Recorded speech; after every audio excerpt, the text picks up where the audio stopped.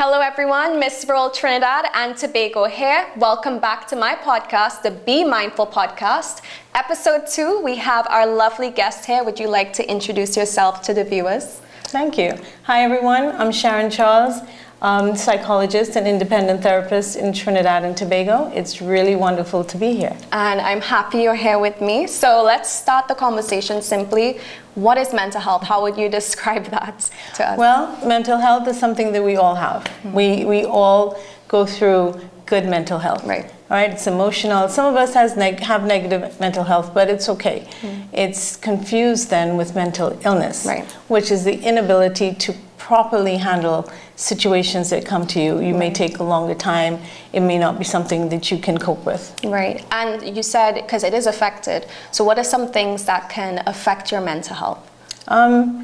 It depends. It's so situational. It could be situational, hereditary, just anything and everything, really. Someone can have experienced the death of a lost one, right, a loss of a job, divorce, a breakup. Even students failing classes and feeling that they're less than. So depending on your coping skills and your ability to have support around you will determine how long it takes for you to climb out of that. Right. And for someone who, may be thinking that they're possibly depressed or going through something along those lines, how would you really diagnose or notice signs that depression may be occurring? What are the telltale, what can you see? What are the red flags? Right. Some of the things that you would notice and people would see is, someone has less energy. Mm. They're very lethargic. Mm. There's no interest in anything. Right. They're unable to complete tasks, or they're crying a lot. Or there's no interest to go out with friends and be around people. Those are some of the things, lack of sleep, lack of appetite. Right. So it just varies. It's just important for us as loved ones or just observers to say, hey, something's different. Mm. Yeah, so it's being aware. Being aware. Yeah. And being able to trust your instinct. A lot of us will not do that. We'll say, it's just having a hard day, or it's... No, trust your instinct and ask the question. Yeah. Do you think that, especially being in the Caribbean, that sometimes we could brush things off a lot of the time to, not specifically the Caribbean, but everywhere in the world, it's still an issue where we're still learning to identify mental health and these things that are being faced? Do you think it's something that we need to be more mindful of, or do you think, what's your views on the kind of current situation with mental health awareness? Asha, what's interesting? People still think that there's something wrong with you if you're experiencing mental health issues or mental illness. And it's so common that it's okay. Right. If you are experiencing that, then if you can and if you're able to, you may want to ask a trusted person, something's wrong, I need some help. But on the other side, we need to be able to say, listen, do you need to talk? Right. It looks like you're having a hard time. But do it with care and understanding, and don't act like you'll just get over it. It's all right. Because then you're dismissing how someone feels. Exactly. And then they're not going to open up, and they'll continue to spiral down. Whereas mental health can be treated most of the time with talk therapy. Right. Sometimes medication. But the longer it goes untreated, then it's harder, and then the medication, and it becomes a little more complicated. Right. Completely understandable. I think, and I said this earlier, it's a unique experience for everyone, and it's, you have to figure your way out of that. But what are some things that you would recommend for coping or getting yourself out of these positions mentally? What would you recommend? There's so many things that are quite normal, and you've talked about them on your platform. There's exercise, there's being a little more social, there's getting out and doing something that you like. And it could be that you've stopped doing a hobby, whether it's reading, whether it's listening to music. Music is it's just so healing. Right. And sunshine. People don't pay attention to that. That's so true. The sunshine really lifts your spirit. It does. And then really does. Being in the Caribbean, going to the beach, you don't have to go into the water. You can just sit, and it's healing. It's just some of those things that you do, or sit with a friend and a trusted friend and say, listen, this is how I'm feeling. Yeah, no, it makes a difference. You know, it does, because you don't feel so alone. But on the other side, it's really important for the person or the family to show some care and understanding. To always call, even though the person's saying, no, I don't want to go. It's helpful for them to recognize that their friends still include them. Because we can easily dismiss someone and say, oh, they never come. We're not going to call them. And then that person feels a little more isolated. So you keep reaching out and you keep, you know, you keep trying. And if things get bad, then you say, hey, maybe we can call someone.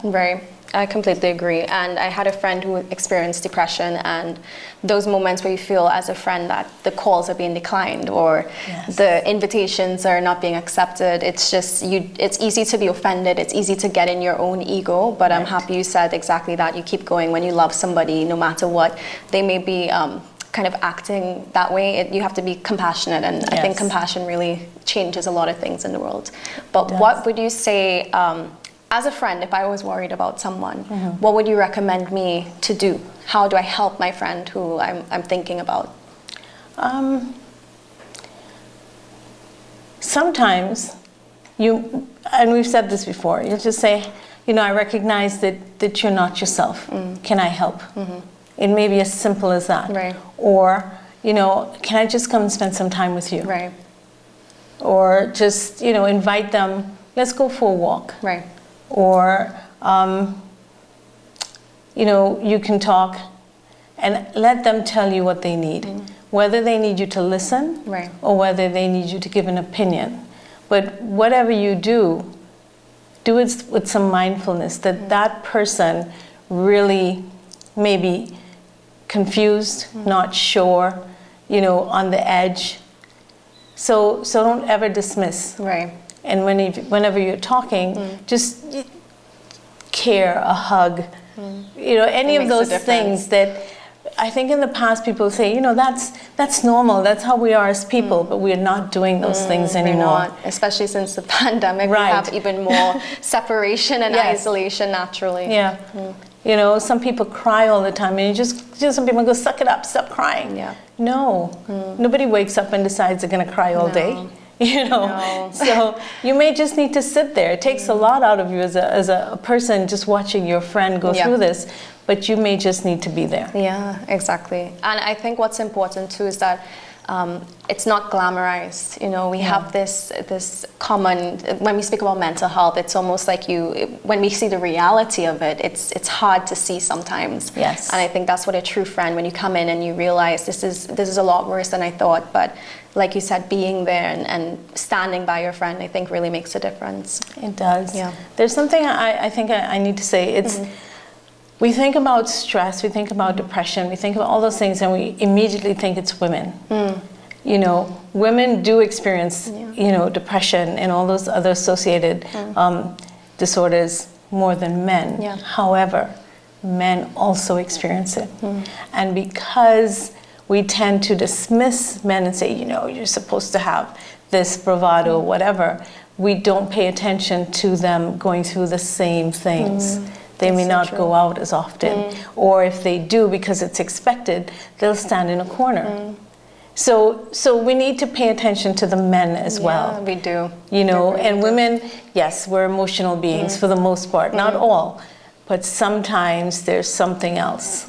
So we need to pay attention to what's looking at us rather than what we expect it to be. I agree. And I think that's the one thing when doing my Beauty with a Purpose project, the Invisible Scars project, I've learned there's so many nuances in this whole topic of mental health. And it's very difficult sometimes because like I said, every case is unique, and it really, as you said, paying attention to someone, you know them, and when you trust your intuition, something's not right there. You know, then you're easier able to identify and really help somebody. But what would be the flip side? What do you not do as a friend if you are worried about someone? Well, you don't dismiss them, and you don't dismiss their feelings. So if someone says to you, you know, I really don't feel like I'm good enough, don't dismiss it. You know, especially if it's very different from what you're used to seeing. Or someone, is feeling, you know, they're acting like they're not interested in something, don't discard the feelings. And don't say to someone, I know what you're going through, don't worry, you'll get over it. Yeah. No, it's That's the not worst. good. It's the worst That's thing. not good. As someone who's been in the position, it's the worst thing to be told, I understand, because the first thing you think is, no, you don't. Yeah. You do not understand it. And it shuts, like you said, shuts down so quickly. You can shut someone down from expressing, and they feel very minimized and undermined in a sense. Yeah. They do. And when someone starts to talk, let them talk. We tend to want to finish sentences for folks, or or pull it back to, yeah, you know, I felt this way. No, let them talk. Right. You know, and then ask, what do you want from me? So it's about respecting that something is wrong. Right. And that's really what you should do. That's a powerful word, respecting. Yeah. And I think it's easy when you're from a side of wanting to help. We think we have all the answers, and sometimes we don't. We technically do, but when you're in that position, you have to help that person help themselves, and I think that's the most difficult part of it. Really, it is. It really is. It is, because you want to go, come on, I'll help you. I'll help you. I'll put you back together. Yeah, but it's not but that. It's not, and that's why I say empowerment comes from yourself. You can't empower someone. At the end of the day, you can inspire them to empower themselves. But that's what I learned with mental health. You have to really just give them that power back, and they have to choose to do that. And it's such a difficult situation. It is, but it's about learning healthy coping skills. It's about recognizing when something is not working, as well as recognizing when something is working, so that you can start building on that. So if you know as a person, all of a sudden, I don't want to listen to music. As simple as that, and that's been your calming and your bringing peace to your environment, then you know something is wrong. Right. And then you start paying attention. Journaling is a good thing. Yes. Because once you journal, and folks journal in a way that sometimes they want to put everything's correct and the spelling, and don't worry about that. Just write. Just write it. Just draw it. Just if you have to curse for 2 pages, that's what you do, because you need to get it out. Right. Yeah. And then go back. Don't go back and read it and then analyze it. Leave it, because you've let it out. You've put it there. You leave it. You can go back to it sometime later, but not right then and there. You've just laid it out. Let it go. Let it. Leave it and let it go. Let it go. Let it breathe. Yeah. I have so off camera, you told me January is usually the highest rate for SAD, I believe. Can you tell us what that's about? Well, it's called, SAD is an acronym for Seasonal Affective Disorder, meaning it's the time of year when the days are shorter, you know, meaning it gets darker sooner, especially for folks living in more climates that have seasonal definitions. But even in Trinidad and Tobago, we have shorter days. All of a sudden, at 5:30, 5:45, it's dark. Right. That will impact folks who are affected by the dark, by the shorter days. And there are quite a few people that do that. And then they start coming out of it as the days get longer, the sun is hotter, that kind of thing. If you are one of those folks, and we have students that go abroad, you know, if you're one of those folks, then pay attention to your energy levels, your drive. So that means earlier in the day, you get outside, you get some sunshine, you walk around, and you make sure that you soak up that energy, because it gives you the strength to work through the darker, longer nights. Definitely. You know, so I recognize that. As someone, I studied acting in London, as you know. So I realized, coming from the Caribbean, I didn't realize how much that would impact me. My first winter out there, I felt these signs, and I didn't understand what was happening. And now that, you know, I read up on it, I did read up previously, and it's definitely a real thing. So I think it's that awareness of self, like you said, and I think that's why we say the Be Mindful podcast, because when you're mindful and aware, you can really, you know, make those changes and shifts. So thank you so much for joining us on the Be Mindful podcast. I hope we've all learned something. I hope so. Thank you for having me. It's been really good to share this information. Yes, such an important conversation. And for all of you, we have left some resources in the description box below. Please feel free to check it out and tune in next time on the Be Mindful podcast, episode 3.